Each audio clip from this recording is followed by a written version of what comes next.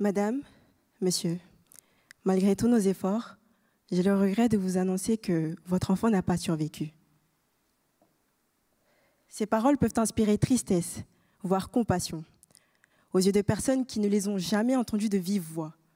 Mais pour celles qui sont conscientes qu'elles peuvent dissimuler une négligence médicale profonde, elles ne peuvent inspirer que de la colère.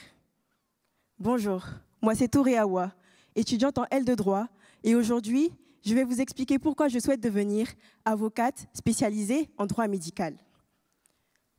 Il y a de cela 4 ans, je suis morte. En même temps que mon frère aîné, à la seule différence que c'est lui qui a cessé de respirer. Une partie de moi s'est envolée car mon frère de 18 ans, atteint de la drépanocytose type SC, est décédé d'une maladie qu'on aurait pu traiter correctement. Malheureusement, j'ai vécu pendant longtemps, impuissante, avec une peur en moi grandissante, celle que le scénario se répète avec mes cadets, eux aussi malades. Mais j'ai décidé de ne plus être impuissante. Oui, de cette tragédie, je souhaite faire mon moteur. Mais cette quête, je ne la dédie pas seulement à mon frère.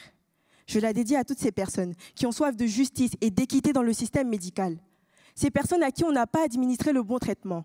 Ces personnes qu'on accuse injustement d'exagérer leurs symptômes tout simplement parce qu'elles ont trop de mélanine ou qu'elles ont un nom qui laisse croire qu'elles consomment trop de tagine poulet. Mais en réalité, je suis très enthousiaste, oui. Enthousiaste à l'idée de pouvoir venir en aide à ces personnes lésées et isolées et de leur apporter un refuge juridique, mais surtout mental. Et à ces personnes qui me demanderont sûrement « Pourquoi tu n'as pas choisi la médecine ?» Je répondrai ce que tout autre étudiant en droit répondrait. Les maths, ce n'est pas mon fort. En revanche, je suis consciente que le droit médical nécessitera de ma part une certaine force mentale.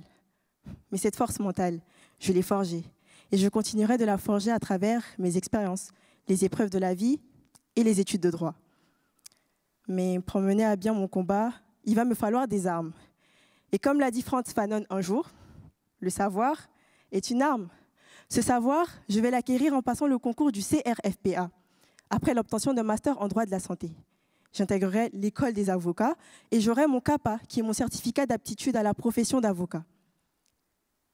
Et lorsque j'aurai ce bout de papier entre les mains, j'effacerai de ma mémoire toutes ces nuits de lamentation parce que je me sentais impuissante. Et je regarderai l'horizon avec en tête l'espoir d'un futur prometteur. Un futur où Maître Awa se battra pour que ses patients aient le traitement escompté, mais surtout mérité. Certaines douleurs ne peuvent pas être effacées, mais il est certain que certaines d'entre elles peuvent être évitées. Et un jour, j'en serai la preuve vivante.